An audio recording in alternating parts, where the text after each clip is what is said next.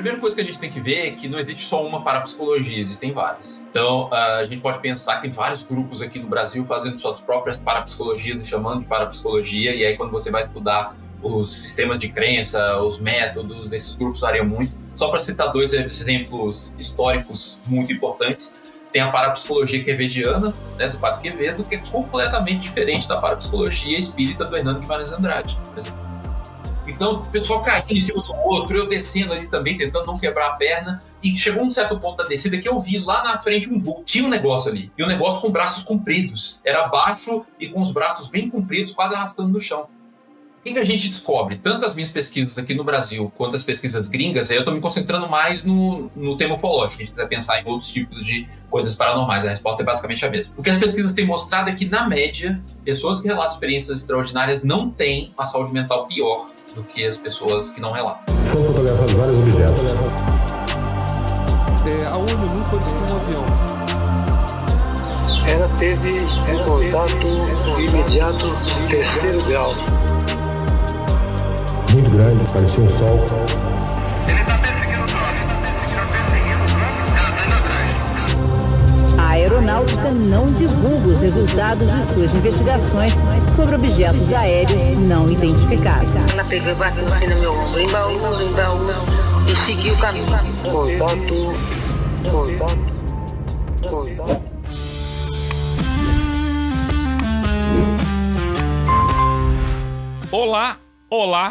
Olá, contatados e contatadas. Sejam bem-vindos e bem-vindas a mais uma edição do O Contato Podcast. O seu podcast de ufologia que toda semana traz pesquisas, professores, doutores, mestrados e muito mais. Eu sou Vinícius Martins, mas pode me chamar de Vini.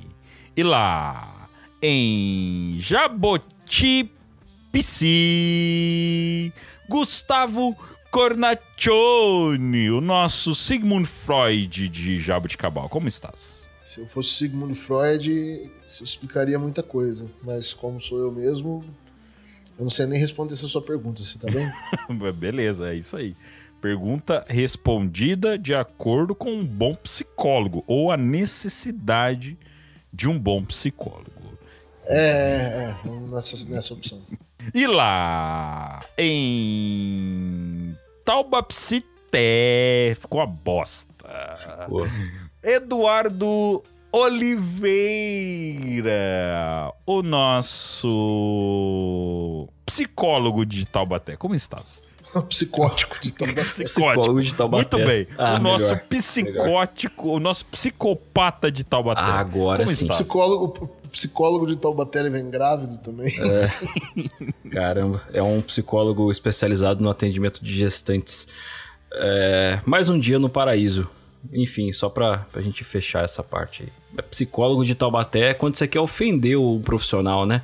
Ele é psicólogo de Taubaté, né? Porra, olha a fama da minha cidade. Nossa, imagina que... Cara, um psicólogo de Taubaté deve sofrer, né, cara? Porque assim, os caras vão pegar e falar, pô, então você atende a grávida? Você atende a galera do parkour? Putz... não falta serviço, né? Serviço. Não, todo profissional de Taubaté, quando vem alguém de fora, sofre.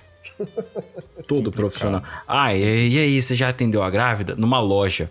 Aqui que a grávida comprava sapato? Você quer conhecer o Cid Moreira, Celi Campelo? Você conheceu? Cara, e vocês viram? Vocês viram que a grávida voltou? Que ela engravidou de novo? Ela apareceu de... Não.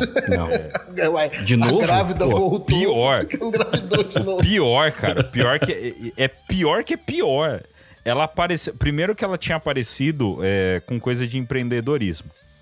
Aí ela voltou, ela foi entrevistada recentemente, não faz nem um mês, que ela foi entrevistada em um podcast, e aí ela fala que, olha como tem tudo a ver com o nosso assunto aí, ó. Ela conta que aquilo que ela fez foi uma ordem do capeta.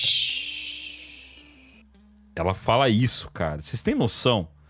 Então, tipo, vou começar a falar e a isso mulher também, apareceu um monte de coisa que eu já fiz. Do nada, cara, do nada. The Devil Made Me Do It, igual aquele filme do casal Warren lá, que é baseado, o terceiro filme, né? Num julgamento, né, que realmente alegaram isso, o diabo me fez me fez fazer. O diabo Loucura, me né, obrigou. cara? O novo CD de Calypso. O diabo me fez fazer. Podia ser um CD do Calypso ou do Ozzy. Pô, combina muito com o nome do CD do Ozzy, né? The Devil Made Me Do It. Vai, Ozzy Osbourne. Vai, Paco Rabanne. Bom, meus caros, esse vai ser o papo de hoje, sobre psicologia. É isso mesmo. Fazia um tempo que a gente estava querendo trazer um papo assim para vocês. Estamos gravando já, trazendo um pouco dos bastidores do nosso podcast para vocês. Estamos gravando logo depois de ter feito o papo com o nosso convidado. Então já sabemos o que foi conversado, o papo ficou fantástico. Já dando um recado para vocês, é um episódio um pouco mais curto do que vocês estão acostumados, porque o nosso convidado tinha um compromisso, né? Vocês vão ver o nível do convidado, então ele tinha ali a parte das suas tarefas, né? Então ele cedeu um pouco do tempo dele para poder bater um papo muito legal com a gente, mas já fica aqui de antemão para vocês. Teremos mais participação dele aqui, porque agregou demais. Agregou muito, então garantimos, vocês vão gostar desse episódio. Mas antes de iniciar, eu quero dar as boas-vindas aos nossos novos apoiadores que chegaram nos últimos dias. O Regis. Você lembra aquele Regis que fez a participação com a gente no episódio de drones? Então, agora ele faz parte do nosso grupo de apoiadores. Temos um droneiro profissional no nosso grupo de apoiadores. Então, agora vídeo de drone dentro do grupo já é desmistificado logo ali, porque agora tem alguém que manja muito daquilo. E temos o Marcelo, ele que chega com todo o garbo do seu físico e do seu peitoral no nosso grupo também de apoiadores, né? O Marcelo, que é fisiculturista, cara. O cara é fisiculturista. Tá dentro do nosso grupo de apoiadores também. Grande abraço, Marcelo. Grande abraço pro Regis. Os dois já interagem com a gente pra caramba no Instagram. E aí conseguiram aí tirar um pouquinho. E Tem empresário, advogado, professor de educação física, tem de tudo. Os caras tem de tudo, tem de tudo. Tem físico. Tem físico, tem tudo. Tem Jorge Ueso, tem Jackson Camargo. Tem uma galera dentro do nosso grupo lá. Então, se você não faz parte ainda, tá perdendo. E aos 45 minutos do segundo tempo, chegou o Rupel, novo apoiador nosso também. Um grande abraço, Rupel. Seja bem-vindo ao nosso grupo de apoiadores. Esperamos que você goste. Chegou ali pouquinho depois da gente ter gravado tudo pro episódio, mas deu tempo de incluir aqui os agradecimentos a ele também. Grande abraço, Rupel. Seja bem-vindo, cara. E é isso. Vamos então para o nosso episódio com o doutor, ele não gosta que chame ele assim, com o doutor Leonardo Martins, sobre psicologia com a sua visão da ufologia.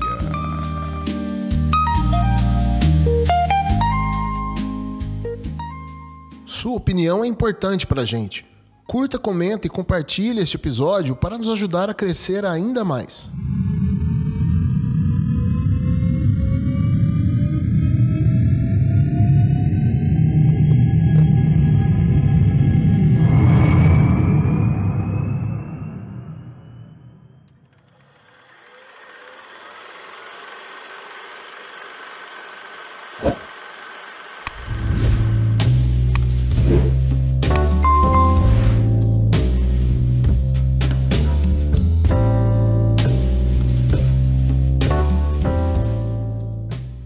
Muito bem, caros ouvintes, como já apresentado, temos aqui hoje um convidado de muito garbo. É isso, Guto, que é assim que fala, né?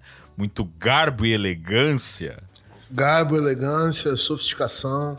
Isso, é isso aí. Então, hoje, um convidado, vamos dizer assim, na questão acadêmica, pega o nosso cara Eduardo Oliveira, que é o nosso acadêmico do podcast, e bota no bolso. Temos choques de acadêmicos.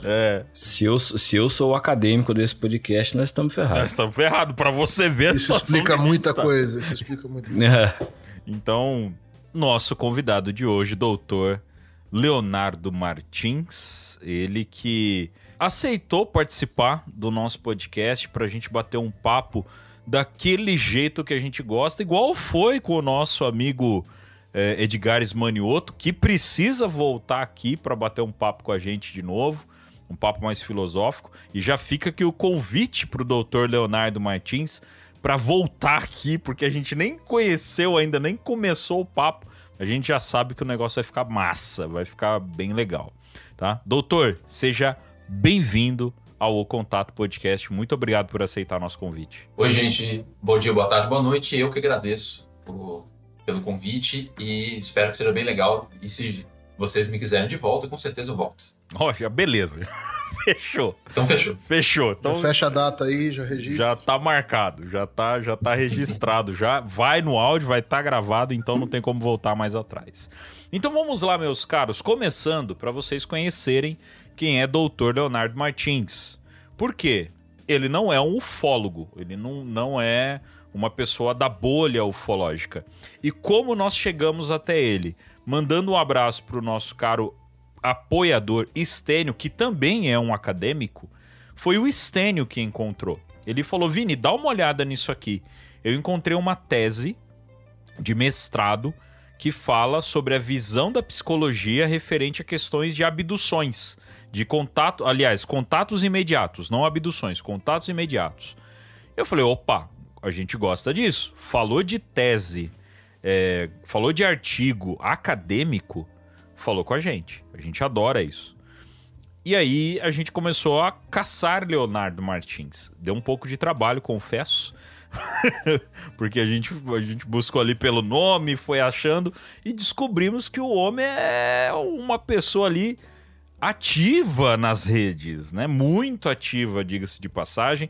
Tem vários podcasts com suas participações. Um deles, um podcast bem grande sobre True Crime, né? Um papo mais voltado a True Crime. Depois a gente deixa os links para vocês. Então, eu queria que o doutor se apresentasse, falasse do seu trabalho, do seu currículo, e, enfim, né? Falasse um pouco sobre a sua pessoa. Tá bom, falar de si mesmo costuma ser difícil, mas vamos lá. Então, eu sou psicólogo, formado pela Universidade Federal de Minas Gerais, e acabei fazendo mestrado, doutorado e pós-doutorado na USP, Universidade de São Paulo, onde atualmente eu sou professor colaborador, lá do Instituto de Psicologia, e sou orientador de doutorado e de mestrado lá também. Faço parte de vários laboratórios, núcleos de pesquisa, acadêmicos, né?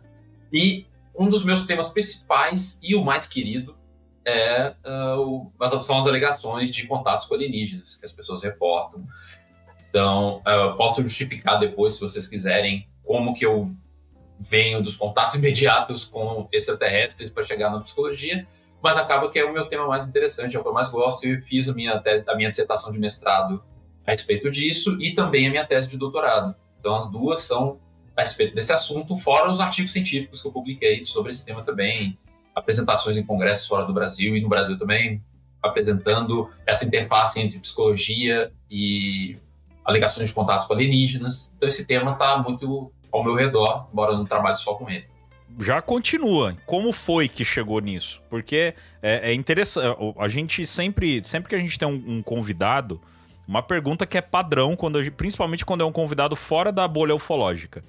A gente sempre tem a pergunta padrão que é: você chegou a ter alguma experiência ufológica, alguma coisa própria, ou não? Foi simplesmente curiosidade, como particularmente boa parte das pessoas aí? Talvez, se eu contar uma história mais abrangente, eu sou de Pedro Leopoldo, da cidade natal do Chico Xavier. Então eu cresci ouvindo relatos de todos os tipos, mas coincidências ou não? Será? Olha a conspiração como vem. Aí eu deixo com vocês. Mas eu, crescendo naquela cidade, eu sempre ouvi muitos relatos de todos os tipos de coisa. É uma cidade que ao mesmo tempo é muito próxima de Belo Horizonte, é também meio interiorana, tem um ar interiorano. Então a gente vê todo tipo de relato, desde contatos com alienígenas, a mediunidade, contatos com espíritos, obviamente, mas também coisas como o caso de lobisomem. Houve episódios associados ao suposto chupacabras. Então aquela região ali, dizem, o pessoal brinca que tudo acontece em Minas, né? Então eu já nasci ali, e tem uma outra conjuntura que eu sou quase patologicamente curioso. A minha curiosidade quase chega na patologia. Inclusive, às vezes eu passo vergonha. Por exemplo, a minha esposa andando comigo na rua, se tem uma fila em algum lugar, é quase impossível eu não ir naquela fila para alguém perguntar para que é aquela fila. Que vai que me interessa, sabe? Se não for uma coisa muito óbvia... E se você entrar nessa fila, você tá ouvindo uma conversa atrás de você. Chega a tua vez de ser atendido, você vai deixar alguém passar na frente só para terminar de ouvir aquela história? Depende. Se for uma história ligada a alguma coisa extraordinária, pode ser que eu queira continuar ouvindo. Mas eu sou muito curioso. Nisso aí a gente pode descobrir seu nível de patologia. Então, exatamente. Aí, como psicólogo, a gente sabe que é patológico quando começa a causar prejuízo na vida. Então, se estiver prejudicando, aí já começa a flertar com a patologia. Mas eu nascendo assim tão curioso numa cidade com tantas histórias, fatalmente eu ia querer me enveredar por esse lado. Então, eu ainda criança, eu entrevistava pessoas que diziam ter tido experiências extraordinárias, de uma forma bem amadora, obviamente. Então, com um caderno, com um gravador de áudio, e mais tarde com uma câmera de forma bem caseira. Naquela época a gente não tinha celular, então com aquela câmera mesmo aqui. Eu tenho alguns vídeos ainda de eu criança entrevistando pessoas, eu não mostro pra ninguém, nem minha esposa viu, pra vocês terem ideia. E ali por volta dos 16, 17 anos, eu fundei um grupo ufológico lá em Pedro Leopoldo, que é o Grupo Ufológico de Pedro Leopoldo. Então, eu já me considerei ufólogo por um tempo da minha vida. Eu ali entre os 17 e os 20 e poucos, eu ainda me considerava ufólogo. Apesar do interesse nesses outros temas. Então, eu acabei enveredando um pouco mais para a ufologia por um pensamento que hoje eu consigo ver de forma crítica, mas naquela época fazia mais sentido, que tem tanta coisa extraordinária, mas fantasmas, demônios, sendo coisas supostamente, caso existissem, sobrenaturais, às vezes podiam aparecer e desaparecer e não deixar rastro.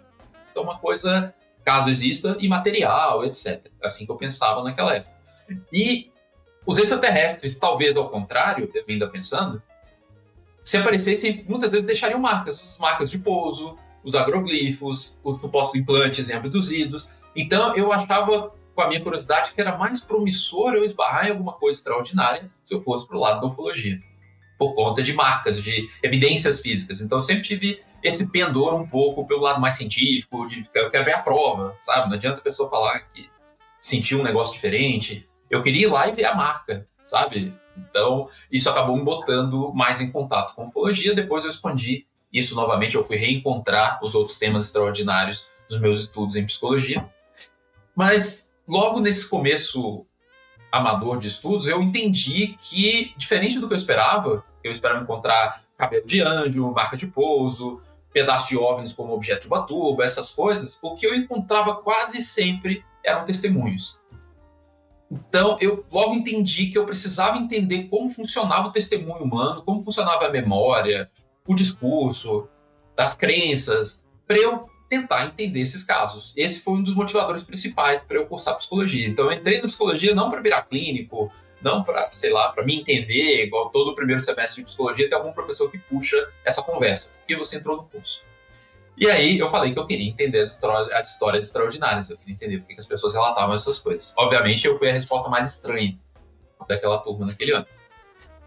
E conforme as coisas foram avançando, eu aprendi muita coisa na faculdade que me ajudou a entender.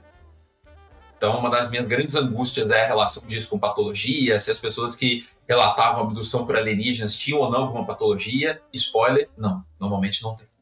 Mas eu tinha essa angústia, né? Podemos falar disso mais tarde. Mas já deu spoiler, normalmente não tem. Então, eu aprendi muito sobre psicopatologia, por exemplo, que acabou me ajudando no mestrado, quando eu fui estudar saúde mental de pessoas que relatavam contatos. Só que eu precisei avançar mais e foi quando eu encontrei na USP, Universidade de São Paulo, um laboratório que existe até hoje, que é o Interpsi. É um laboratório dedicado ao estudo de experiências extraordinárias, crenças, teorias da conspiração e coisas assim. Falei, pronto, é aqui. Se eu tiver que me aprofundar, vai ser aqui. E aí eu consegui passar no processo seletivo do mestrado, doutorado, pós-doutorado, e hoje eu estou como professor colaborador lá na USP, sempre estudando esses temas. Deixa eu só ver se eu entendi. Tem um setor dentro da USP que faz pesquisa de vamos dizer, entre aspas, maluquices? É isso mesmo? Ainda bem que você usou as aspas, porque uma das coisas que a gente tem descoberto é que essas alegações extraordinárias, independentemente da causa, se é coisa da cabeça da pessoa ou não, independentemente disso, normalmente não estão ligados à patologia. Então lá a gente já fez estudos acadêmicos sobre mediunidade, experiência fora do corpo, experiência de quase morte, todas essas questões. Tem saído muitas matérias sobre EQM. É como se fosse um braço de parapsicologia ali dentro da faculdade. Eu diria que não, por causa do termo. A gente pode discutir um pouco a questão da parapsicologia, Sim, porque é uma sim, distinção interessante. Mas a gente estuda esses temas de uma forma mais... Assuntos que é aquilo que é conhecido fora da academia como parapsicologia estuda. Aí depende também do termo, da definição que a gente está usando. Porque se a gente pensar em diferentes parapsicologias, né, a gente vai ver que certos fenômenos são mais comuns de serem estudados por aqueles grupos e outros meio que ficam de fora. Então a gente é bem abrangente, sabe? Porque a gente entende que, a princípio, independentemente de qualquer coisa, e aí é que está a legitimação da psicologia estudar isso, independentemente da causa, são experiências humanas. São pessoas de carne e osso que falaram, olha, isso aqui aconteceu comigo. E nós, psicólogos, estudamos o ser humano, seus comportamentos, suas crenças, suas experiências. Então, qualquer que seja a experiência humana, estamos legitimados a estudar na psicologia. Doutor, aproveitando então, como é que seria essa questão da definição de parapsicologia, ou até para a gente estender um pouco, como o senhor descreveria o trabalho de um parapsicólogo, seja nesse ambiente academicamente definido, né, o que seria mais correto cientificamente, comparado àquilo que se tem na visão popular, e se o senhor já teve contato com pessoas, academicamente sim, mas se o senhor já teve contato com pessoas que seriam parapsicólogos nessa definição mais popular. Primeira coisa, só se vocês conseguirem não me chamar de senhor, eu vou achar muito bom. Mas de vez em quando não rola. Então, assim, tá bom, não, mas é uma questão de respeito. Se escapar de vez em quando, tudo bem, mas se vocês conseguirem não me chamar de senhor... É que o Edu, doutor, o Edu, ele também é acadêmico. Também. O doutor também, tá? Então, se quiser me chamar só... Aí complica a minha vida. Então vamos ficar no você aqui, estamos num papo tranquilo, né? Então a gente fica aqui no você, então. Fechou. Parça. Parça, mano. O Edu, ele vive no mundo acadêmico, né? Então eu acredito que deve ser um tal de doutor pra cá, senhor pra cá, que... Tem essas chaturas, dependendo do contexto. Né? Acho que aqui não precisa. Eu acho que vai muito da pessoa. Tem gente que se enche muito disso, sabe? E assim, enfim. Dentro do possível, assim, se escapar de vez em quando, beleza, mas vocês podem ficar mais tranquilos, assim, me chamar de Léo, mano, passa. A primeira coisa que a gente tem que ver é que não existe só uma parapsicologia, existem várias. Então, a gente pode pensar que tem vários grupos aqui no Brasil fazendo suas próprias parapsicologias, chamando de parapsicologia, e aí quando você vai estudar os sistemas de crença, os métodos desses grupos variam muito. Só para citar dois exemplos históricos muito importantes, tem a parapsicologia quevediana, né, do Padre Quevedo, que é completamente diferente da parapsicologia espírita do Hernando Guimarães Andrade, por exemplo. Inclusive, eles brigavam muito ali nos anos 80 e tal, 90, 70, aquela época ali em que o negócio pegou, né? Só para aí vocês verem que pode haver duas parapsicologias completamente diferentes, e tem várias. Eu sou mais próximo nesse sentido da parapsicologia que a gente chama às vezes de uma parapsicologia acadêmica, que ela é muito mais comum fora do Brasil do que no Brasil, especialmente na Inglaterra.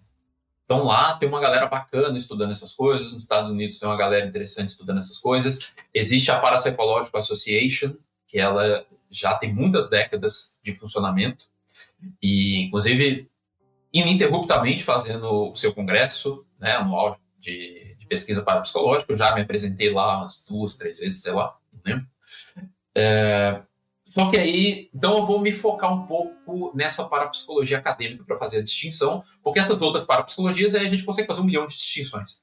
Né? A parapsicologia quevediana, para manter no exemplo, depende fortemente das crenças católicas. Né? O Padre Quevedo era católico, ele muitas vezes usava dos casos e do entendimento dele de uma forma harmoniosa com as suas convicções católicas. O Hernando Guimarães Andrade, por sua vez, e o pessoal em torno bebiam do espiritismo para entender o que eles investigavam, sabe? Então, só dessa não relação disso que a gente faz na USP, por exemplo, com religiões específicas, a gente já consegue fazer 1 milhão de distinções. Mas pensando na distinção mais acadêmica, com essa galera da parapsicologia mais acadêmica, o pessoal da Parapsychological Association e tudo mais, tem pelo menos 2 diferenças que eu acho que são muito importantes. Primeira, de escopo. É uma galera que está muito mais focada em alguns tipos de experiência. Então, eles estão muito mais preocupados normalmente, embora não exclusivamente, com percepção extrasensorial e psicossinese. Então, a suposta capacidade humana de perceber além dos sentidos conhecidos e a suposta capacidade humana de afetar o ambiente com o poder da mente ou que o vale. E nessa área que a gente chama de psicologia anomalística, que é o estudo psicológico das experiências anômalas, a gente não está interessado só ou majoritariamente em 2 tipos de experiência. Como eu tinha dito, a gente está interessado em tudo. Se de repente começar a aparecer uma galera contando um tipo de experiência anômala que ninguém contou antes, a gente vai estar tão interessado nessa novidade quanto a gente está interessado em mediunidade ou qualquer outra coisa. Então tem essa coisa de escopo. Um segundo ponto, ele é mais teórico e metodológico. A galera da parapsicologia acadêmica, eles estão mais focados na parte experimental. Não necessariamente sempre, mas muitas vezes, majoritariamente. Desde a Revolução Rhine, né? Se a gente pensar lá nas décadas de 20 e 30, na Universidade de Duke, nos Estados Unidos, quando o casal Rhine fundou o primeiro laboratório de parapsicologia do mundo, eles introduziram aquilo que hoje é chamado de Revolução Rhine, que é justamente a experimentação e o uso da estatística.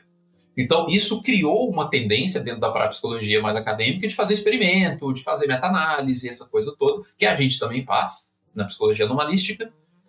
Só que a gente também se abre igualmente para métodos qualitativos e coisas assim.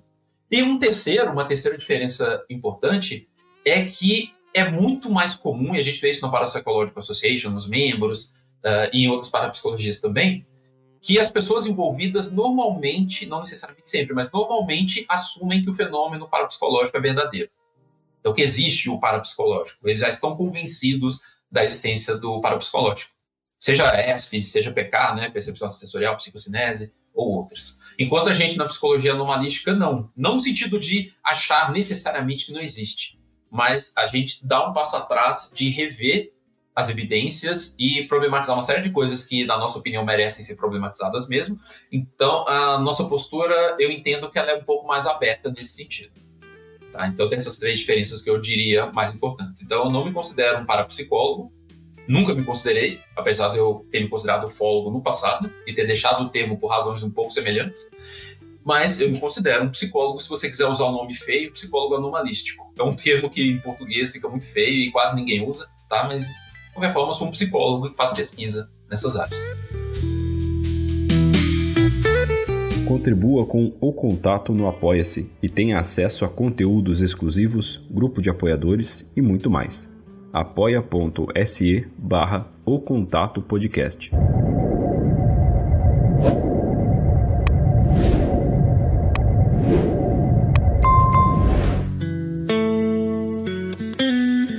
Falou muita coisa aqui, cara. Já tivemos aí o pontinho de aula, aula.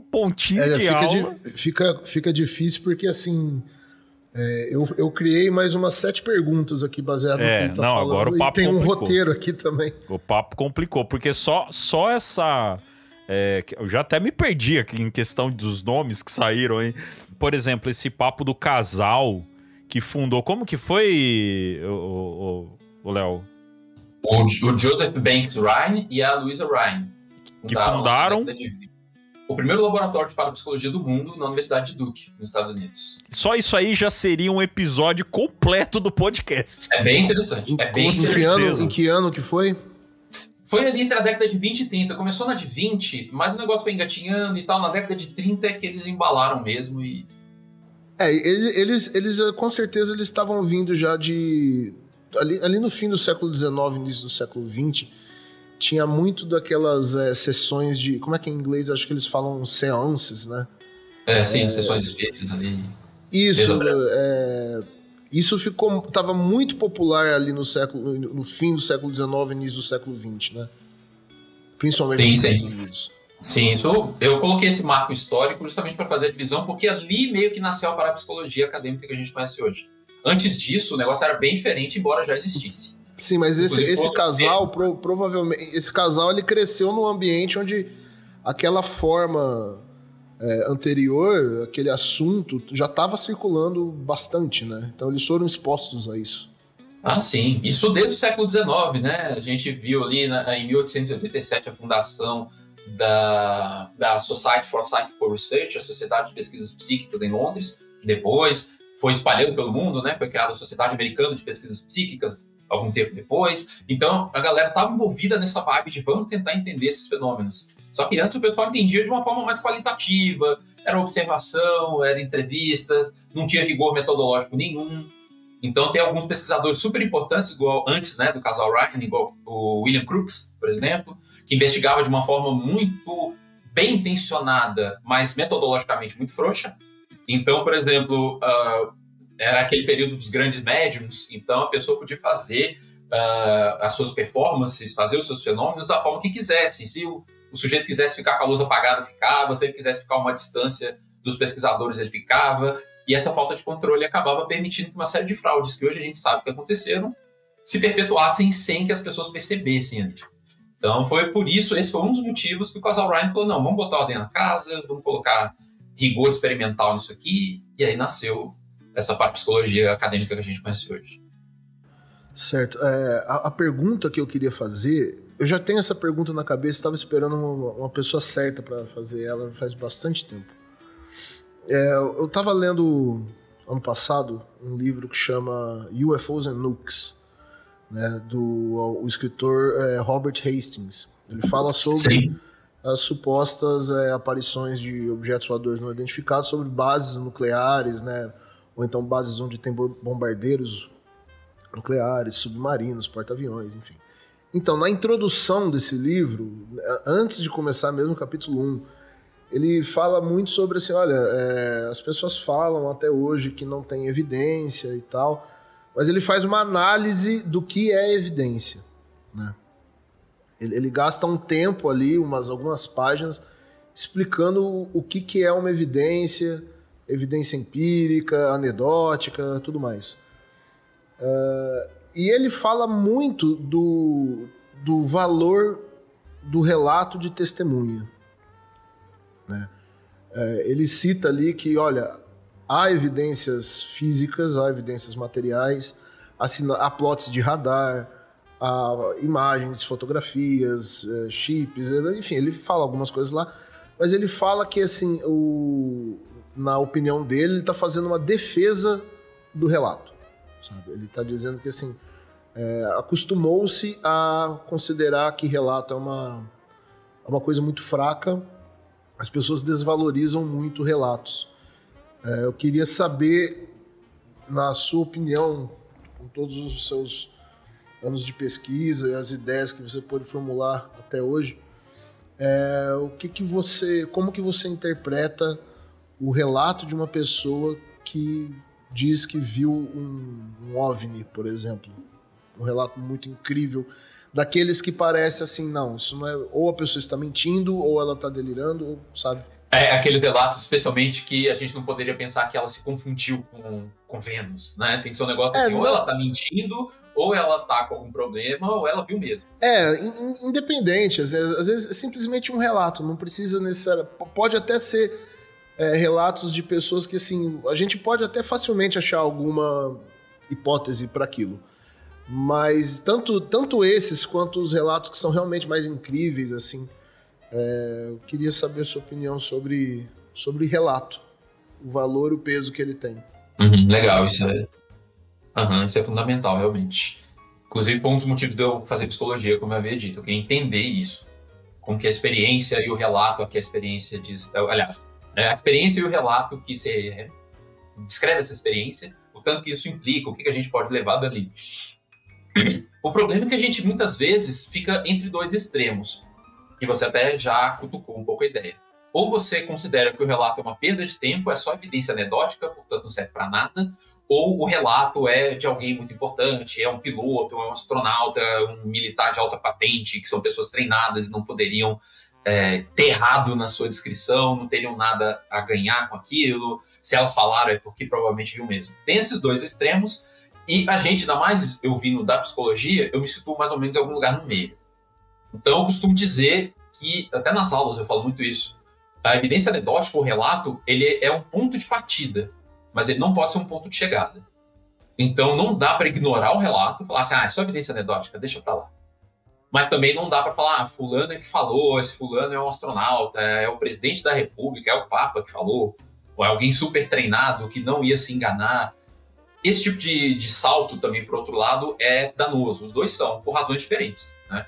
O lado de recusar só porque é evidência anedótica, você pode perder coisas que estão acontecendo ali, jogar o bebê fora com a água do banho. Então, dependendo da natureza do fenômeno, o relato é fundamental, e isso a gente pode pensar, puxando a brasa para minha sardinha, várias coisas da psicologia, obviamente, começaram com isso.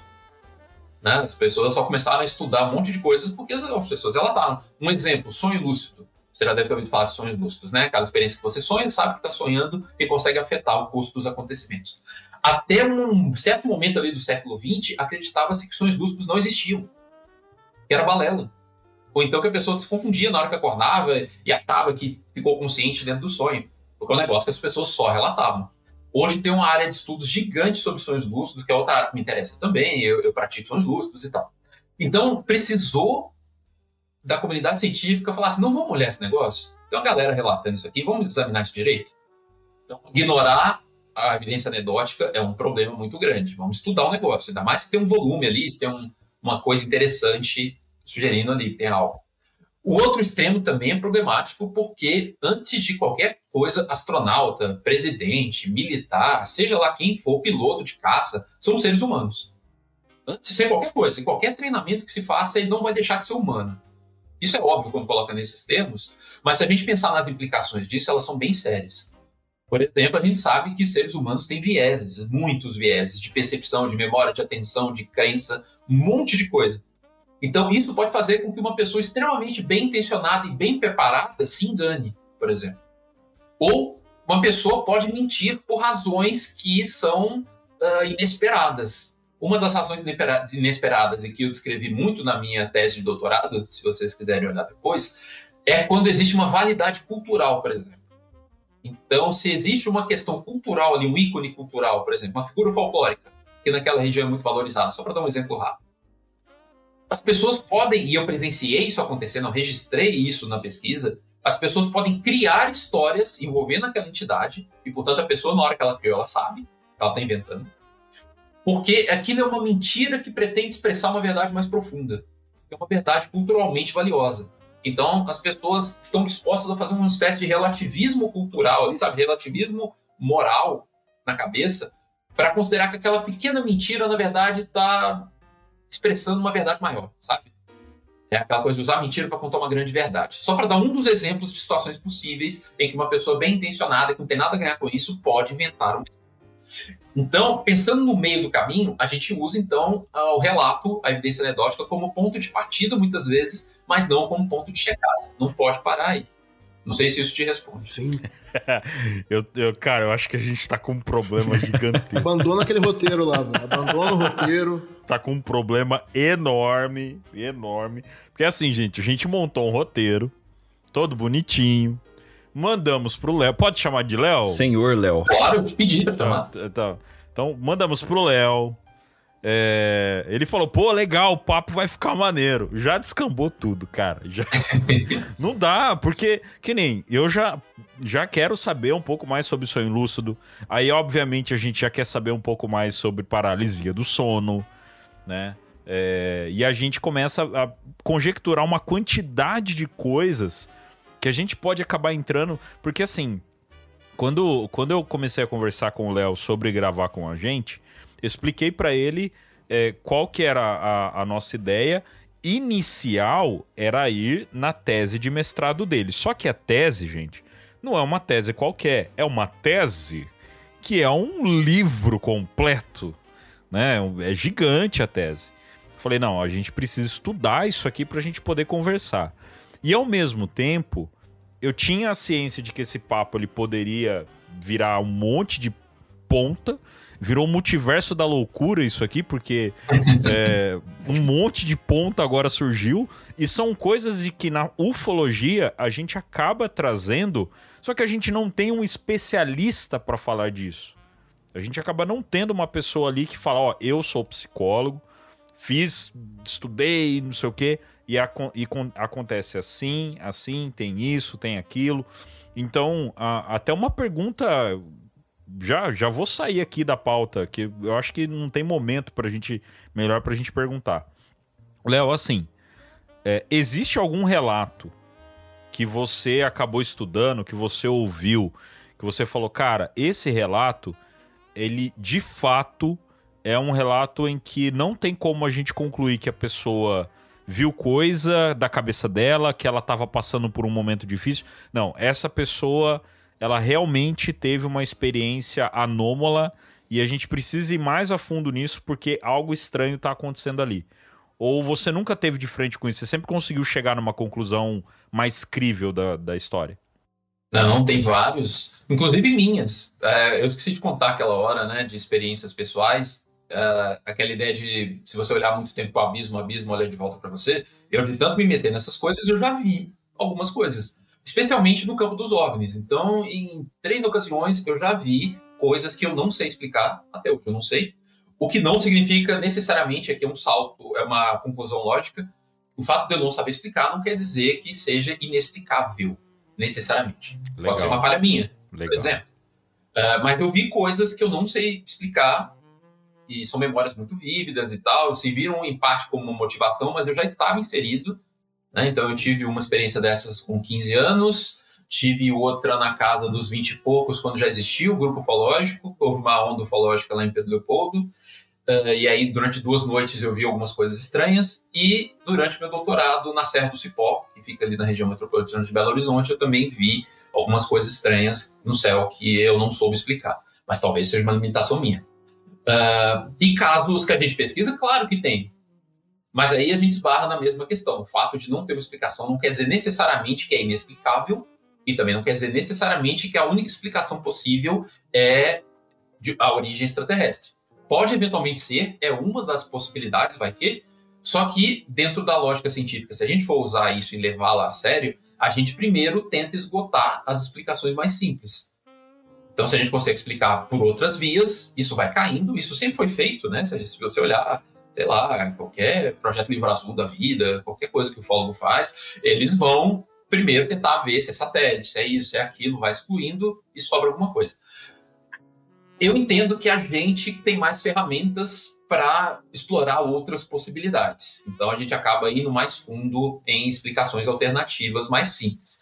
Mas sobram casos, então, que a gente não tem uma resposta.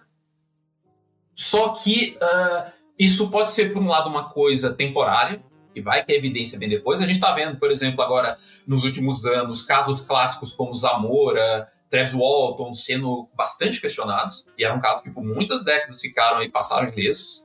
Então pode ser que o futuro traga alguma coisa nova sobre esses casos, ao mesmo tempo que podem ser casos que não vão ser explicados porque alguma informação crucial se perdeu, acontece muito, ou pode ser que de fato tem algo extraordinário mesmo. Então, se a causa é extraordinária, nunca vai vir uma explicação mais simples. Como a gente não sabe de antemão qual é o dos casos, a gente continua estudando.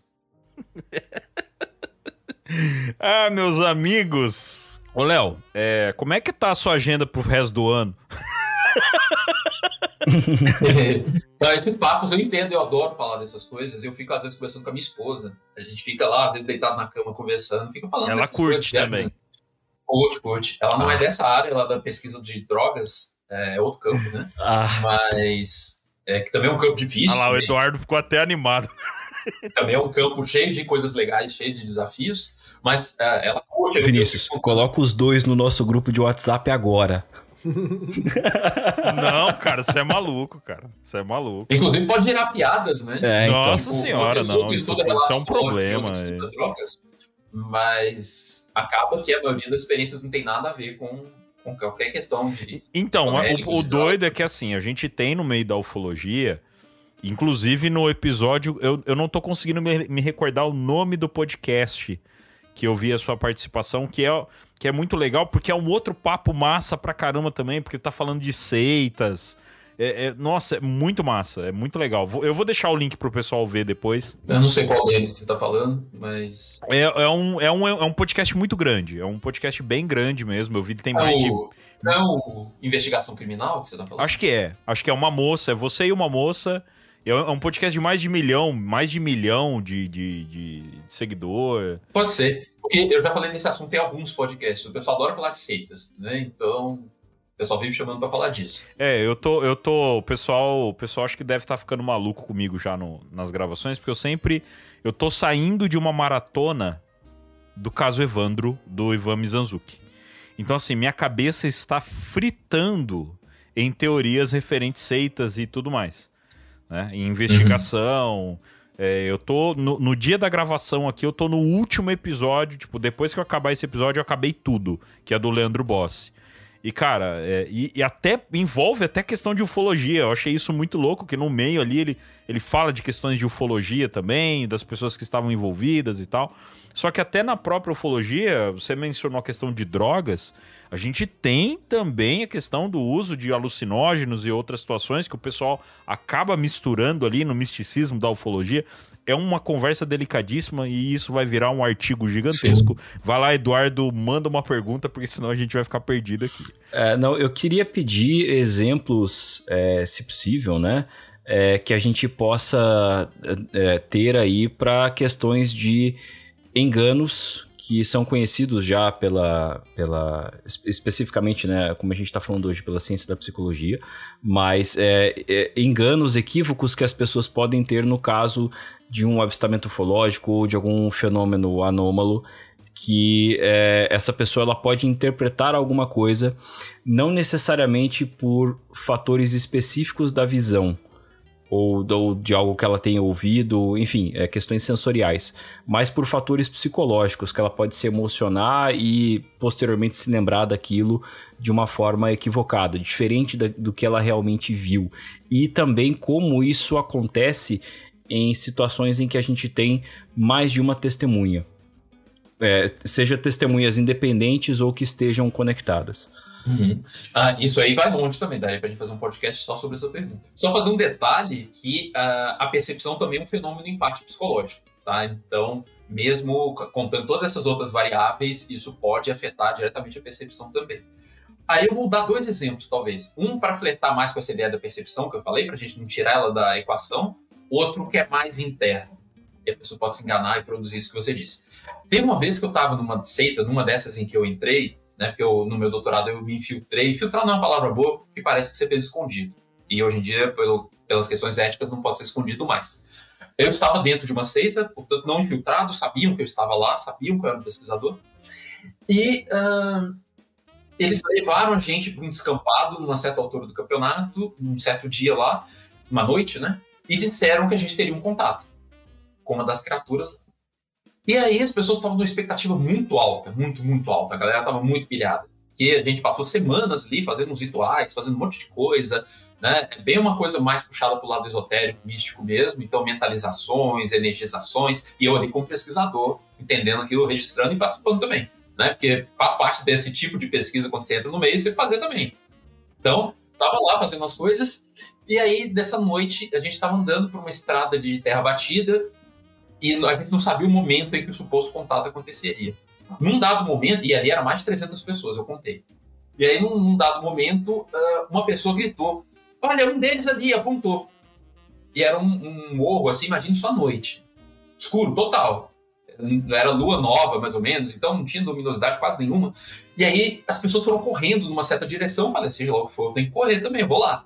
E todo mundo desceu aquele morro correndo, todo mundo tropeçando em cima de todo mundo. Foi caótico. Não sei se vocês já viram aquele negócio que tem na Inglaterra, que eles rolam queijo. Cheese roll lá. Exatamente, foi tipo aquilo. Então, o pessoal caindo em cima do outro, eu descendo ali também, tentando não quebrar a perna. E chegou um certo ponto da descida que eu vi lá na frente um vulto. Tinha um negócio ali. E um negócio com braços compridos. Era baixo e com os braços bem compridos, quase arrastando no chão. Caramba, o que é aquilo? Eu até arrepio, olha. Eu lembro disso até hoje, eu tenho uma arrepiada. E aí, todo mundo correndo, e eu fui vendo que as pessoas, à medida que chegavam perto, meio que paravam, assim.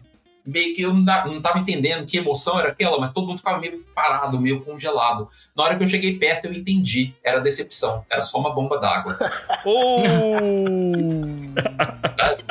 Então, assim, a galera tava tão pilhada, eu, inclusive, um pouco, porque eu sei que ia acontecer.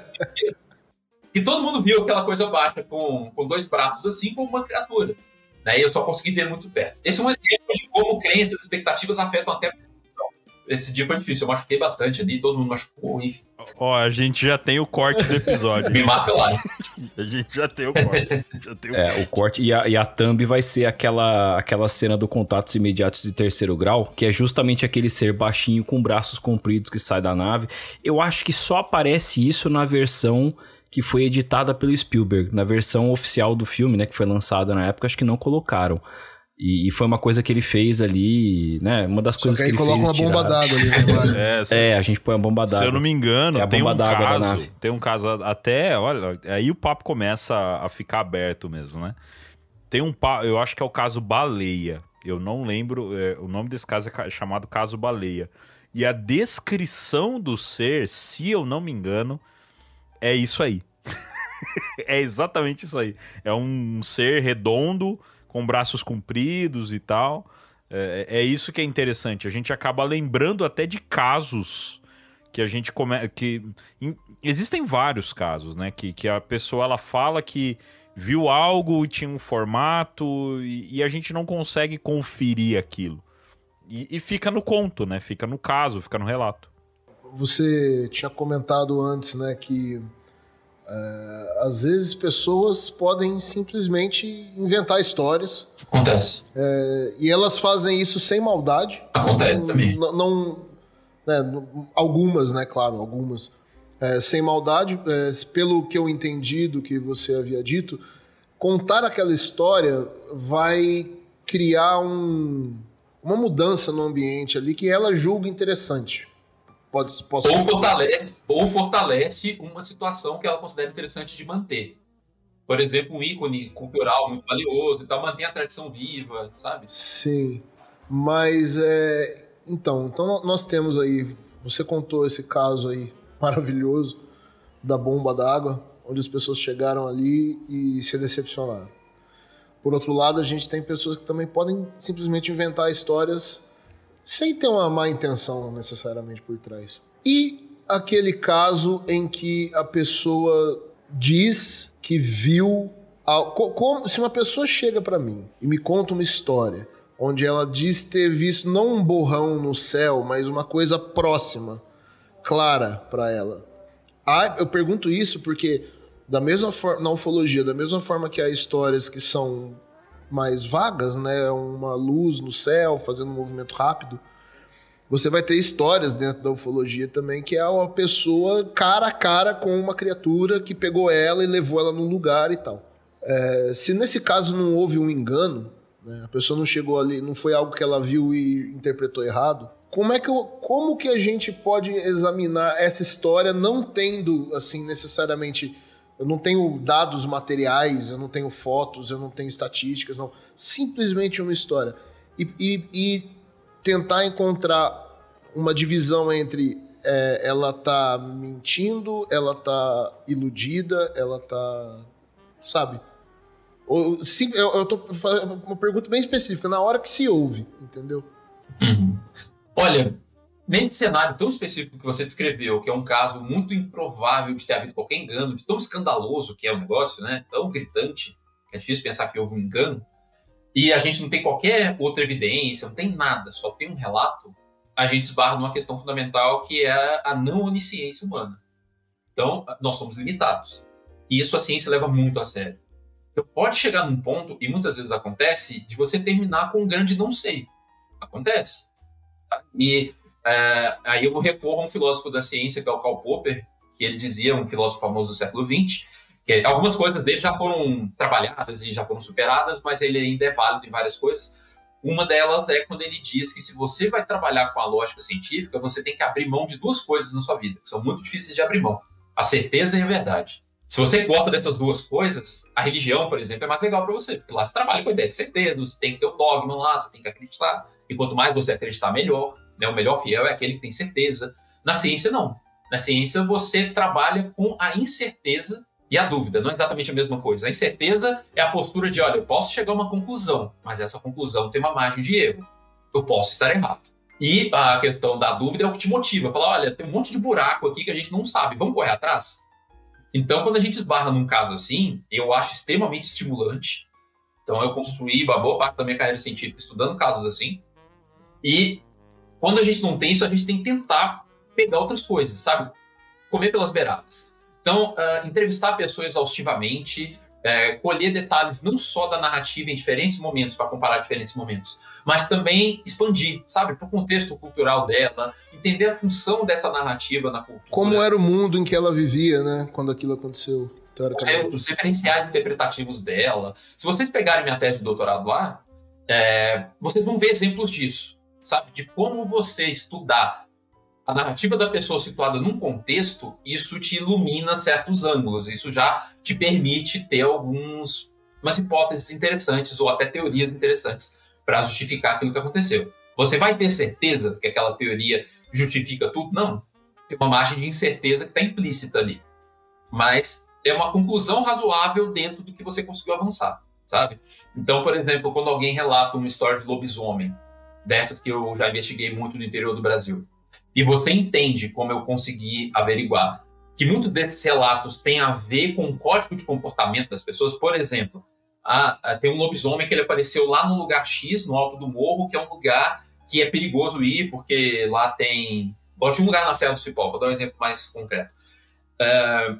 As pessoas relatavam lá um avistamento de certas criaturas num lugar que tem umas fendas no chão. Sabe? Lá é uma região muito pedregosa, então tem fendas no solo que é como se fossem cavernas. Se você cai numa daquelas fendas, você pode literalmente sumir lá para dentro. Você vai, sei lá quantos metros tem ali para dentro e nunca vão te achar. Então é uma coisa que os moradores já falam, não vai para lá, é perigoso, falam para as crianças e tal. E aí começam a surgir relatos, e eu pude presenciar alguns desses em primeira mão, o fenômeno começando, por isso que deu para ver o progresso e essa construção. Começam a surgir relatos de criaturas assustando e atacando pessoas que vão para aquele lado, sabe? Então, tem um valor cultural ali, olha, precisamos que as pessoas não vão para aquele lado, entende? E aí isso começa a ser justificado no folclore ali e tal, começa a aparecer criaturas que não gostam que você vá para lá. Outro exemplo, na Serra do Cipó também. Tem algumas regiões que o pessoal, e eu estava lá o tempo todo, então eu vi o antes e depois, antes desses relatos aparecerem e depois.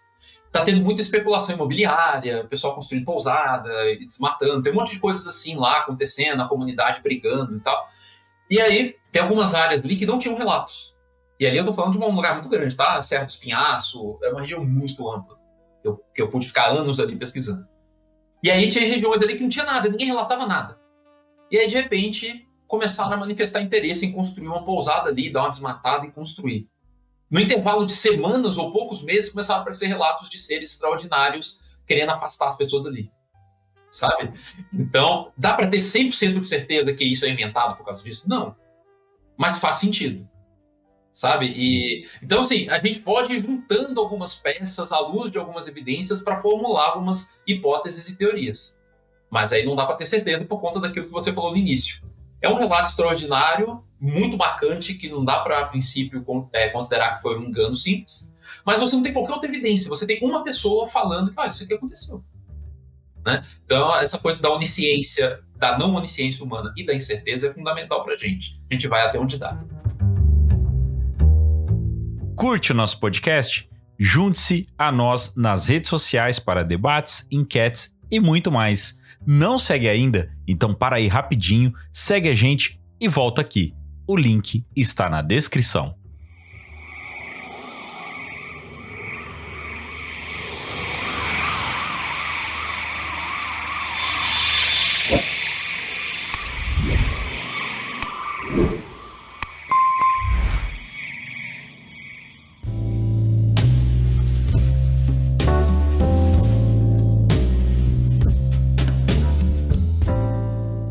Eu agora vou jogar para uma pergunta da pauta, que essa eu tô curioso pra caramba pra saber. Então, essa eu queria... E é uma coisa que vem permeando os últimos dias nossos aqui. Do final do ano pra cá, nós tivemos uma grande surpresa dos denunciantes americanos lá, né? Não sei se você tá acompanhando, Léo, todo o que tá rolando nos Estados Unidos e denunciantes pra lá, denunciantes pra cá. A gente já tá meio saturado de denunciante que aparece falando e não mostra nada, né? Só que no começo de janeiro apareceu um, né? Com uma cara meio né, não sei se dá pra gente julgar dessa maneira, né, julgando ele, mas muita gente já julgou a face dele. O pessoal falou, cara, olha a cara desse maluco, cara de doido, do cara de maluco, que é o Jake Barber. E ele veio com acusações ali e informações que ninguém nunca imaginou, somente especulou, que é a questão dos psiônicos. Então a questão de que e ele veio com provas, meio que sem provar nada, mas veio com algumas provas, mostrando alguns militares que teriam capacidades psíquicas que são capazes de invocar supostos OVNIs, certo? E ao mesmo tempo, aí sai aquela matéria aqui no Brasil, quase na mesma época, então ficou uma coisa bem interessante, porque ao mesmo tempo que aconteceu os psiônicos, sai uma matéria da pesquisa da USP referente à mediunidade genética.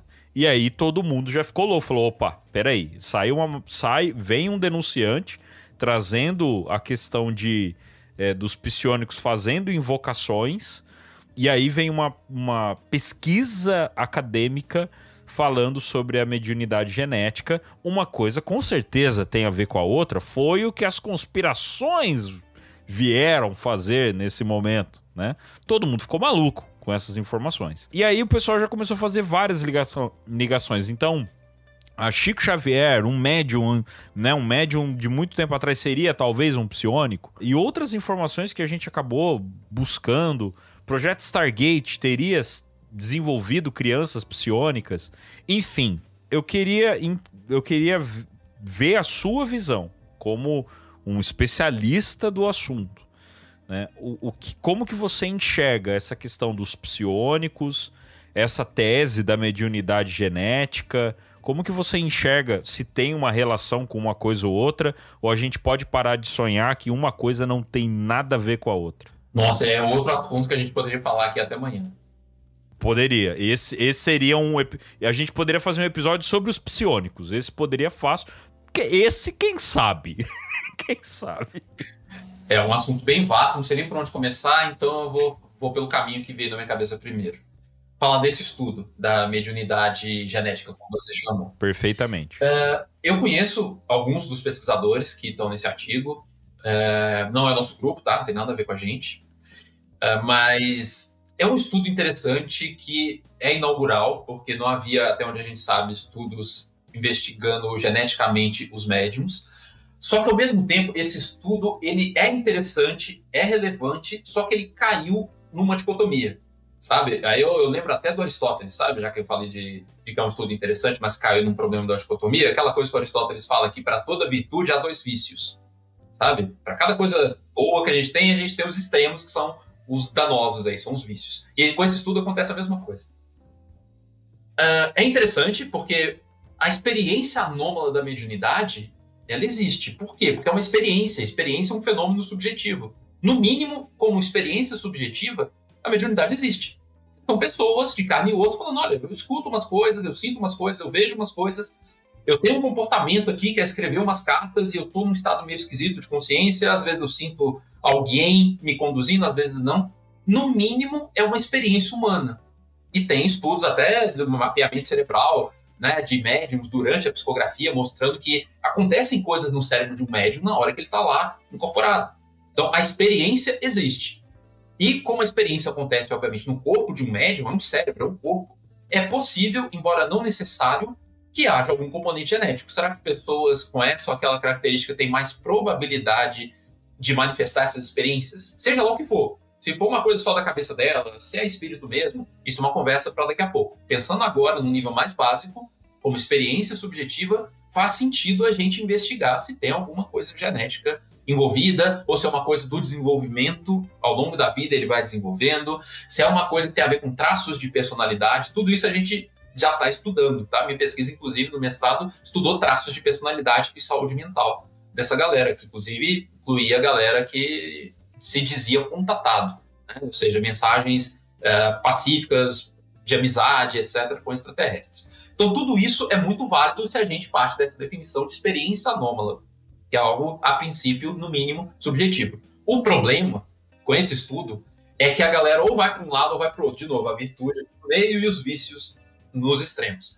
Tem uma galera que considera que, inclusive, gente envolvida com a pesquisa, dando entrevista, já falou isso, deixando entender que poderia haver no mundo real certas coisas acontecendo que a maioria de nós não percebe e que essas pessoas, por terem características especiais, poderiam perceber.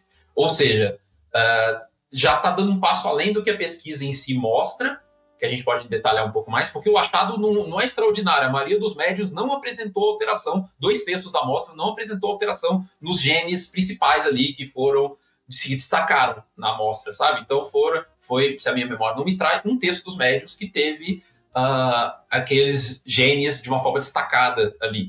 Isso conversa com a ideia de que a mediunidade é um fenômeno complexo, que ela envolve, biologia, história de vida, cultura, um monte de coisa. Então é muito difícil realmente ter uma explicação que é uma coisa só. Tipo, é genético, bate o martelo. É muito improvável que isso fosse o caso. Então é esperado mesmo que se houvesse qualquer questão genética, ela aparecesse numa minoria dos médicos.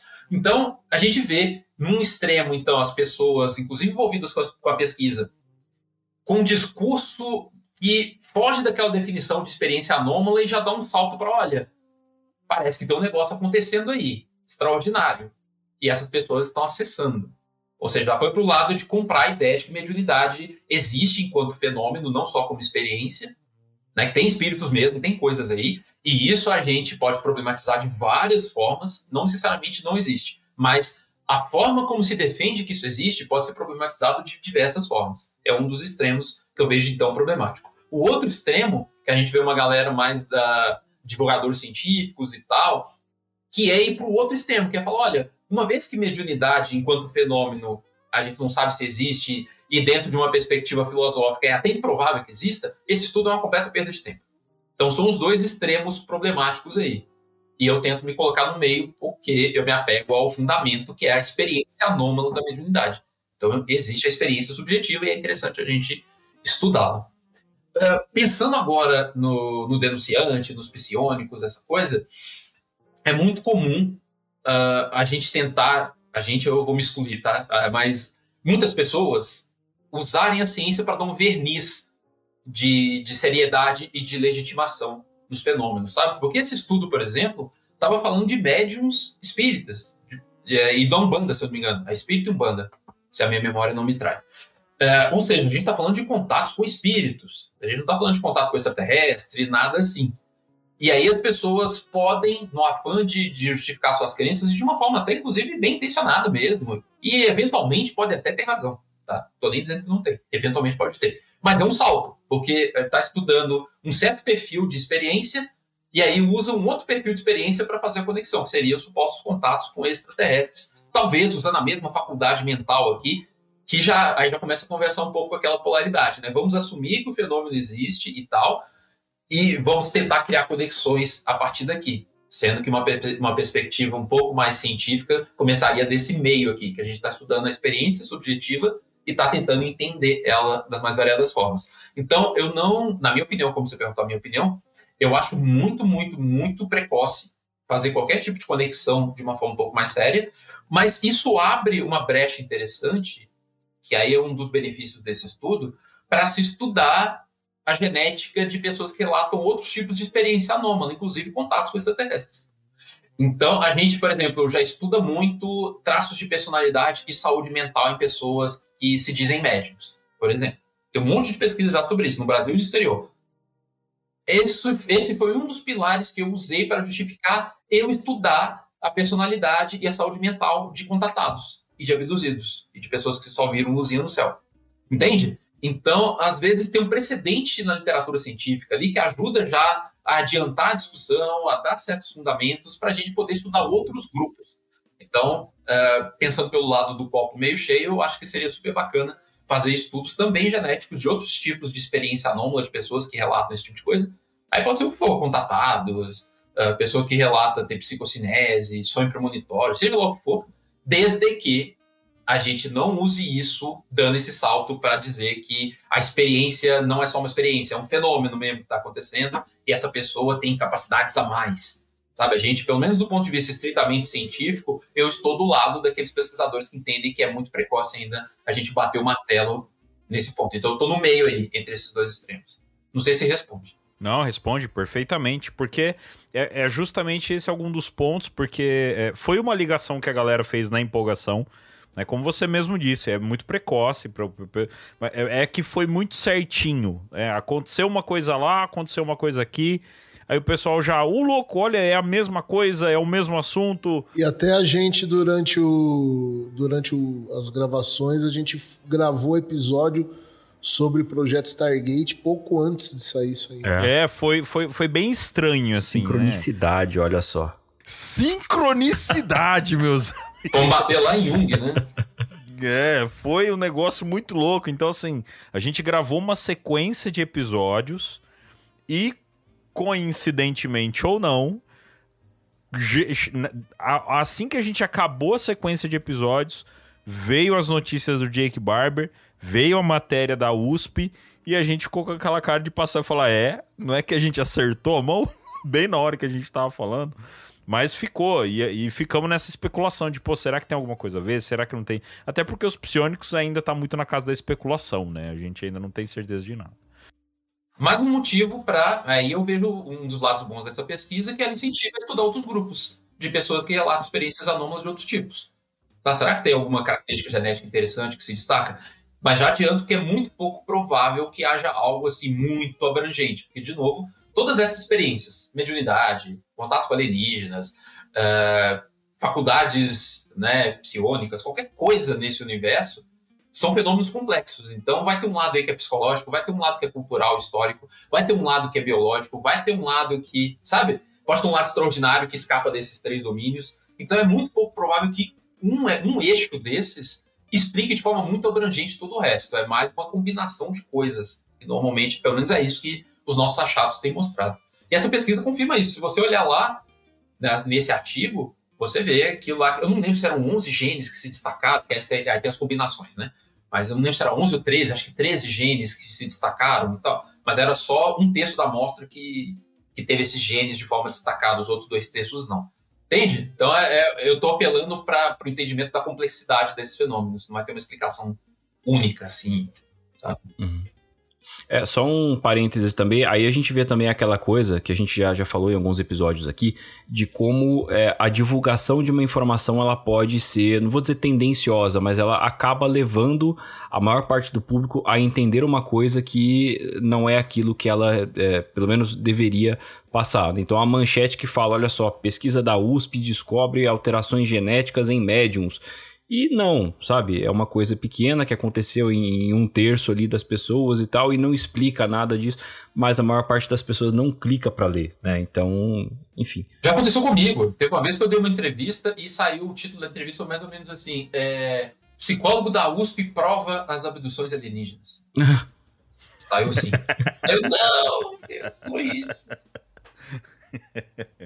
Foi na época do mestrado, assim, então isso já tem mais de 10 anos. Aproveitando essa parte mais acadêmica da história, como é que foi a recepção de colegas do meio e tal, quando você chegou lá e propôs trabalhar com relatos extraordinários?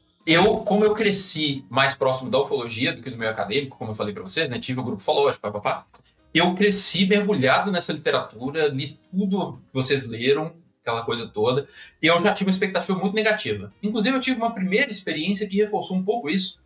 Quando eu tinha acabado de sair da graduação, ou seja, antes de fazer o mestrado e tudo, o meu primeiro trabalho científico que eu apresentei foi num congresso pequeno, assim, menor, de psicologia, lá no UFMG, na Universidade Federal de Minas Gerais, onde eu me graduei. Eu apresentei só um pôster. O pôster é meio que a forma mais simples de você apresentar uma pesquisa científica. Foi a minha primeira pesquisa, que na verdade foi uma pesquisa da literatura científica, sabe? Eu peguei o livro do Jung, o Mito Moderno sobre Coisas Vistas no Céu, e reanalisei o livro à luz da casuística ufológica atual, que o Jung escreveu com base na casuística dos anos 50 e 40. Então eu pensei, né, se eu pegar os casos de hoje, será que aquela argumentação dele se mantém ou não? Será que tem alguma coisa na casuística atual que reforça, que ajuda, que dá um passo além ou não? Então, eu fiz sozinho ali e tal, foi a minha primeira pesquisa, foi o primeiro artigo científico que eu publiquei na vida, inclusive. E eu levei na forma de pôster para esse evento. Eu submeti para o evento, foi aprovado, e aí você apresenta lá um pôster, literalmente um pôster. Você tem que imprimir, tem uma área lá dos pôsteres, você fica lá na frente do seu pôster explicando a sua pesquisa. E aí foi o que mais lotou, assim, mas lotou de aluno, sabe? E eu dei uma cutucada que no banner que eu imprimi, eu coloquei o rosto de um Grey, assim, bem grande, de uma forma meio que marca d'água, um pouco transparente, e o texto por cima. Então, de longe, assim, você vê aquele Grey enorme, assim, e tal. Juntou aquele tanto de aluno, todo mundo interessado, achei super bacana, e veio um professor, que é um professor, inclusive, foi meu professor na graduação. Ele passou assim, ele olhou aquela bagunça, que tanto de gente é aquilo. Ele olhou para aquela bagunça, olhou para mim, olhou para o banner e fez assim. E continuou andando. Então, aquilo reforçou, falei, cara, no meio acadêmico mesmo, a galera nunca vai me dar atenção. Só que, aí eu descobri o Interpsi, esse laboratório lá na USP.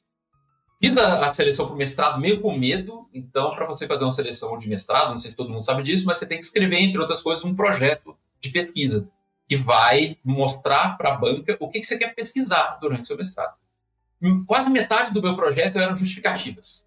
Sabe? Por que eu quero estudar pessoas que relatam contatos com alienígenas? Porque os meus concorrentes estavam querendo estudar temas clássicos da psicologia, né, gente? Então, a galera querendo estudar TDAH, querendo estudar, sei lá, sabe, psicologia escolar, qualquer coisa, relação mãe-criança, temas clássicos da psicologia, e eu querendo estudar ETs. Por que aquelas pessoas deveriam me aprovar no processo seletivo em detrimento de outros candidatos igualmente bons? Então, eu criei uma justificativa gigantesca e tal, e bem fundamentado, eu acredito, até que eu passei, né, no processo seletivo. Mas o que foi a grande virada para mim? Quando eu estava lá dentro, eu percebi que muito daquele preconceito que eu esperava não só não aconteceu, como ele estava muito ligado, isso que a gente espera fora do meio acadêmico, que haja preconceito, isso está muito mais ligado a como as coisas são ditas e feitas, e não ao tema em si. Isso foi um aprendizado assim, muito difícil para mim, eu tive que desconstruir muita coisa na minha cabeça para entender isso. Sabe? Então, o grande preconceito não é contra, eu defendo isso hoje, não é contra temas estranhos. Então, se você quer estudar extraterrestre, se você quer estudar reiki, se você quer estudar qualquer coisa, não é o tema em si, mas é como você vai propor esse estudo, como você vai estudar. Porque a ciência, essencialmente, é um método. Não é só isso, mas ela é essencialmente um método para você investigar a realidade. E esse é um dos pontos centrais para você separar a ciência de pseudociência. Você pode estudar qualquer coisa, ou quase qualquer coisa, desde que você formule as perguntas de uma forma embasada e você construa métodos coerentes para responder essa pergunta. Se você fizer isso, você vai ter recebido, a princípio, em teoria, de braços abertos. Tanto é que, imagina, por isso que eu falei, né? Eu sempre falo isso.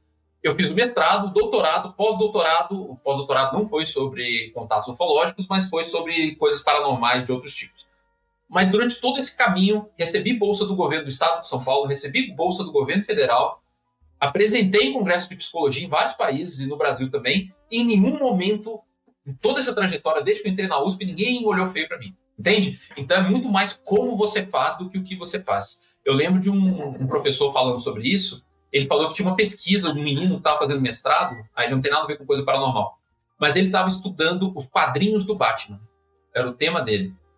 Quadrinho do Batman. Aí você pensa, velho, cara, estudar quadrinho do Batman, qual que é a relevância disso, pra quê, né? Mas aí quando você vai conhecendo a pesquisa, era super interessante. Ele estava estudando o imaginário cultural em relação a alguns temas a partir de um fenômeno pop, que é o Batman.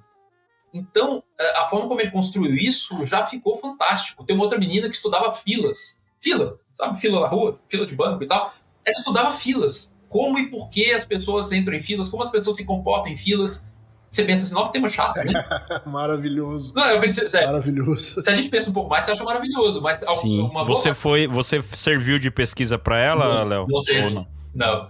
Mas assim, se você ouve, para uma parte das pessoas que ouve essa história, a pessoa estudava filas. Não é uma coisa mais chata, né? Mas é uma pesquisa super interessante, sabe? Então é muito mais o como do que o quê. Eu super me prenderia numa conversa de 2-3 horas com uma pessoa sobre filas, se ela tivesse realmente informação a respeito disso para me passar.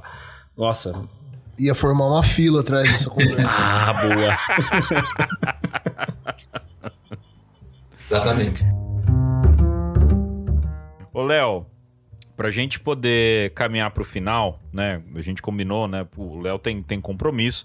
Gente, o papo com o Léo tá massa demais. É fácil ir longe com esse papo. Mas... Vai ter a versão do diretor depois.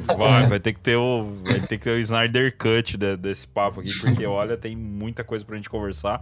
Pra vocês terem uma ideia, eu vou só falar pra vocês qual era a nossa pauta, pra vocês terem uma ideia do que era pra gente ter falado e o caminho que a gente foi.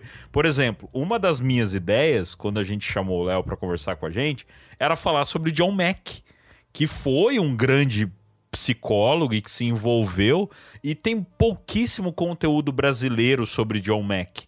E é um dos que a gente mais gosta de citar, é um dos pesquisadores favoritos, meu pesquisador favorito da ufologia. John Mack esteve no Brasil para entrevistar as meninas do caso Varginha. John Mack pesquisou o caso da Escola Ariel. Então a nossa ideia era ir um pouco em cima disso também. Mas não tem como, gente. É só fazer a parte 2, gente. Ué, vai ter que fazer a parte 5 disso aqui. Um monte de parte. Mas, Léo, assim, essa eu acho que a gente precisa, porque você comentou isso e é uma coisa que muita gente que ouve a gente quer saber, tá querendo saber, quer entender. Questão patológica. Eu acho que é algo que o nosso podcast, ele é um podcast que fala de coisas mais físicas, né, de coisas mais mundanas, e patologia é algo realmente que envolve as pessoas, né? E a gente está falando aqui de pessoas, da mente humana. Então, questão patológica, Léo, vocês chegaram a alguma relação da experiência do fenômeno com patologia das pessoas? Tipo, uma pessoa que ela tem um problema psicológico, ou então uma pessoa que está enfrentando uma dificuldade psicológica, uma síndrome do pânico, alguma coisa assim, ela acaba estando suscetível, ou ela relata mais situações para vocês, ou não? E esse é um dos temas mais interessantes que motivou, inclusive, a fazer meu mestrado, né? O que a gente descobre? Tanto as minhas pesquisas aqui no Brasil quanto as pesquisas gringas, eu estou me concentrando mais no tema ufológico. Se vocês quiserem expandir mais, a resposta é mais ou menos a mesma. Se a gente quiser pensar em outros tipos de coisas paranormais, a resposta é basicamente a mesma. O que as pesquisas têm mostrado é que, na média, pessoas que relatam experiências extraordinárias não têm uma saúde mental pior do que as pessoas que não relatam. Então, se você pega grupos grandes de pessoas que relatam ter sido abduzidas, por exemplo, e compara com grupos grandes de pessoas que não têm o menor interesse pelo tema, você sorteou lá na rua, a pessoa que estava passando e tal, e compara, a proporção de pessoas com uma esquizofrenia ou qualquer coisa assim é similar. Portanto, se a gente tivesse como causa principal, ou uma das causas principais para essas experiências, algum transtorno mental, então se esse pessoal que relata contato amistoso ou abdução e tal, se a princípio fossem pessoas portadoras de esquizofrenia, se a esquizofrenia fosse uma causa frequente dessas coisas, quando você pega grupos grandes, é mais provável que você encontrasse esquizofrênicos ali no meio, pessoas com esquizofrenia, do que no grupo controle, pessoas sorteadas ao acaso. Mas não. Isso vai para outros transtornos também, tá? Então, e outras pesquisas com outros métodos também. E se a gente for juntar tudo, a conclusão a que a gente chega é que normalmente experiências anômalas não são causadas por transtornos mentais. Normalmente são pessoas mentalmente saudáveis. É claro que dá para a gente aumentar isso. Tá? Existem relações aí entre experiências anômalas e psicopatologia. Podem não ter relação nenhuma no sentido de a mesma experiência estranha ser relatada por pessoas que tanto têm algum transtorno psicótico, uma esquizofrenia, quanto pessoas que não têm. Por exemplo, ouvir vozes. Tem certos casos em que essas duas coisas se esbarram, ou até uma engloba a outra, mas a investigação tem mostrado que na maioria das vezes são pessoas mentalmente saudáveis. Isso não quer dizer, de jeito nenhum, que essas experiências, por não serem resultantes de transtorno mental, automaticamente aconteceram no mundo real, sabe? Porque as pessoas têm muito essa ideia de ou é patológico ou é verdade. Ou a pessoa está mentindo ou aconteceu mesmo. Sendo que as possibilidades são muito maiores, como eu tentei sinalizar aqui em alguns momentos. Então a gente conhece, por exemplo, hoje, vários fenômenos psicológicos pelos quais uma pessoa mentalmente saudável pode ter alucinações. É super possível e, inclusive, comum. Relativamente comum. Que pessoas, então, a pessoa está vendo um negócio aqui e ela não tem nada, não tem nenhum transtorno mental, aí você pensa, não, então ela está vendo mesmo, é um espírito mesmo que está aqui. Não necessariamente. Já passei por isso. Tá, pois é. Então tem vários fenômenos. Tem um exemplo óbvio, que é a paralisia do sono, como vocês comentaram. É exatamente isso. Exatamente. Não só isso. Você é uma pessoa mentalmente saudável. Não só isso. Não, esse é um exemplo óbvio. Sim, só para dar um exemplo fácil. Não, de mim, entendeu? Ah, sim, você teve. Sim. Sim, eu também tive. Eu já tive uma paralisia do sono que eu tive uma alucinação, assim, mais evidente do que vocês. Porque vocês eu tô vendo por uma tela 2D. Eu tive uma alucinação 3D mesmo, bem clara, durante uma paralisia do sono. Então, assim, esse é um dos cenários em que uma pessoa mentalmente saudável pode ver coisas.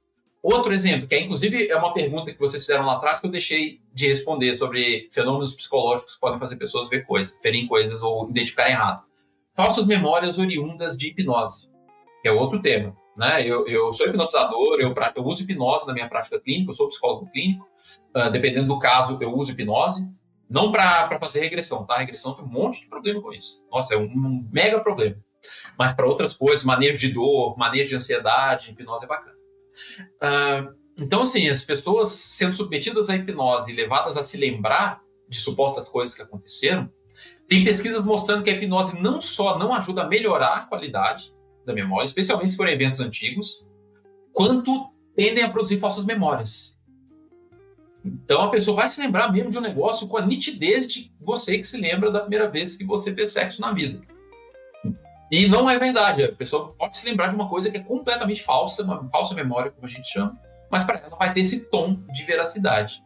Sabe? Então, pessoas saudáveis podem ter experiências muito estranhas e isso não tem nada a ver com patologia e não necessariamente é verdade.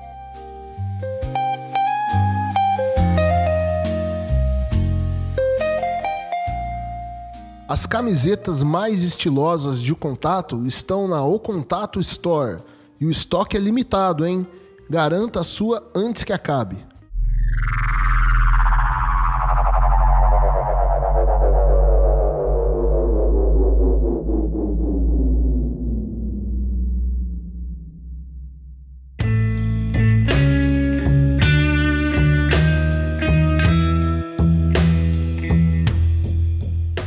Muito bem, meus caros. Querem fazer as suas perguntas finais pra gente poder liberar o Léo? Se eu for fazer pergunta final, esse episódio não acaba. O Guto geralmente ele acaba com o nosso... O Guto ele abre outros episódios. Melhor não.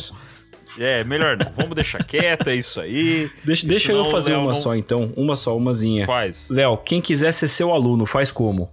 Como eu consigo contatar esse laboratório da USP? Tem vários jeitos, né? Se você jogar aí no Google. É porque, na verdade, a gente falou de um laboratório. Eu faço parte de 3, pelo menos. Se você for bom mesmo, você consegue fazer isso pelo poder da mente. Então, tá vendo? O jeito mais simples de vocês tanto entrar em contato comigo, quanto acompanhar a rotina de pesquisa desses laboratórios e tal, é por esse arroba que eu tô tentando apontar em cima, que é lá no Instagram, o arroba @deltapsi. Eu gosto de conversar com as pessoas no privado, então vocês podem me mandar coisas, perguntar coisas, mas se vocês jogarem no Google, né, Interpsi USP, vocês vão encontrar o nosso laboratório lá na USP. A gente tem o Museu do Impossível, que é um museu cheio de itens ligados ao sobrenatural. Inclusive, uma parte deles veio do Padre Quevedo, então lá do Instituto Padre Quevedo, então a gente tem vários itens interessantes. A gente ainda não está aberto para o público, porque a gente está se organizando em relação às informações e tal. São milhares de itens, literalmente. Então, de qualquer forma, tem tanta coisa acontecendo que acho que é o melhor jeito, se vocês quiserem se aprofundar, entre em contato comigo nesse arroba aqui no Instagram e a gente troca uma ideia. A gente vai deixar o perfil do professor no nas descrições do episódio, né, obviamente. E realmente, tá? Eu mandei mensagem pro Léo... No mesmo dia ele já me respondeu, foi bem rápido, né? Muito acessível. E, Léo, obrigado, cara, por ter aceito aí essa oportunidade da gente poder bater um papo. Infelizmente, porque assim, a gente tá acostumado a fazer um papo longo. E geralmente quando o papo é bom, ele é longo. A gente faz um papo ali de 2 horas mais, né? Mas o Léo tem a agenda dele, a gente... E é bom porque a gente chama mais vezes. Agora, eu aceito. Eu já tô de antemão falando que se eu estiver por aqui... A gente consegue fazer outros papos e agora a gente consegue ver... Serviu pro pessoal te conhecer, Léo. Foi muito bom porque... Agora, num próximo papo, a gente não precisa mais ficar falando da sua carreira acadêmica, não precisa falar... Não. Gente, ó, Léo tá aqui com a gente, o papo é esse aqui, vamos debater e é isso aí, né? Então, obviamente, para próximos episódios, para próximas oportunidades, O papo com certeza ganha mais, flui mais. E agora a gente conseguiu ver como que o Léo gosta também do assunto. Então... É muito bom também porque, assim, sabe, é ouvir, sabe? Eu nem me atrevo a interromper. Então, assim, fazer uma pergunta e pum, só ouvir. É isso, deixa.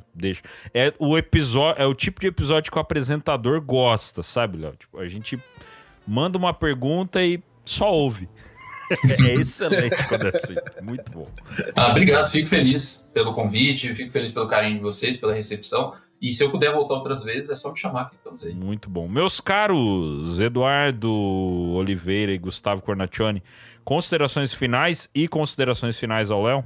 Queria agradecer ao Léo aí pelo prazer dessa conversa e já estamos aí esperando a próxima. Valeu, Léo. Obrigado. Galera. Obrigado. Com certeza, a próxima é necessária, as próximas, né? Porque, como o Vini falou, aqui a gente faz papos de 2 horas, às vezes até mais, e quando existe conteúdo bem embasado, né? Um convidado que traz um conteúdo extremamente bem embasado, eu acho que é justamente por aí que a gente precisa ir. Valeu, Léo, e valeu, galera. Obrigado, gente. Valeu, Léo, mais uma vez, e nos aguarde nas férias de meio de ano, viu? Opa, bora lá. É bom que o semestre letivo está começando, né? E aí, professor universitário tem dessas coisas, começa a ficar mais difícil. Mas só me chamarem, se eu puder, com certeza eu volto. Senhores, imaginem Eduardo Oliveira e Gustavo Cornaccioni, imaginem no mesmo episódio Edgar Ismanioto e Leonardo Martins. Meus amigos, é pra derrubar tudo. Imagina isso. Vai ficar mais longo que os debates do Vilela, de 12 horas. Fácil. Dá pra conversar fácil. O Edgar também é professor universitário, é filósofo, enfim, e é um cara que fez um episódio... Eu tenho um carinho especial por esse episódio, né? Pela qualidade do que foi o episódio.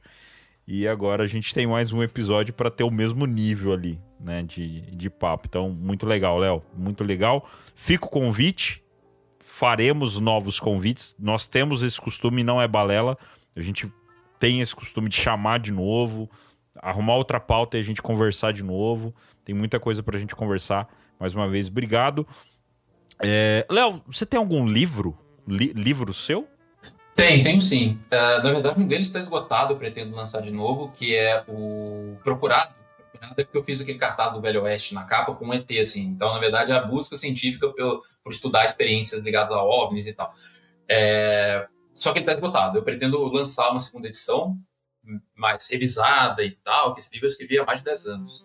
E tem um segundo que saiu há pouco tempo pela editora Intersaberes, que é um chamado Psicologia Anomalística, estudando experiências anômalas, experiências humanas extraordinárias. É mais um livro que eu escrevi em coautoria com outro pesquisador colega, que aí a gente está falando dos temas mais amplos também, de parapsicologia, dessas coisas. Tem esses 2 e tem mais 2 no forno para sair. Então, em breve... E a gente encontra esse livro na Amazon? Segundo, provavelmente sim, que é da editora Intersaberes. Perfeito. Então... Meus caros, nós vamos buscar esse link da Amazon do nosso caro Leonardo Martins e estará na descrição do episódio. Vamos bombar a venda desse livro na Amazon para vocês aí, porque vale a pena. De novo, aquela dica que a gente já fez no episódio com a Margarida, né? A gente solta o link do livro, aí daqui a um tempo vocês falam, não tem o livro, e fica chorando porque não tem o livro, tá? Então, vamos soltar o link para vocês. Livro massa e conteúdo que a gente gosta. Muito bem, então, meus caros. Esperamos que vocês tenham gostado demais esse episódio. Nos encontramos na semana que vem em mais uma edição do O Contato Podcast.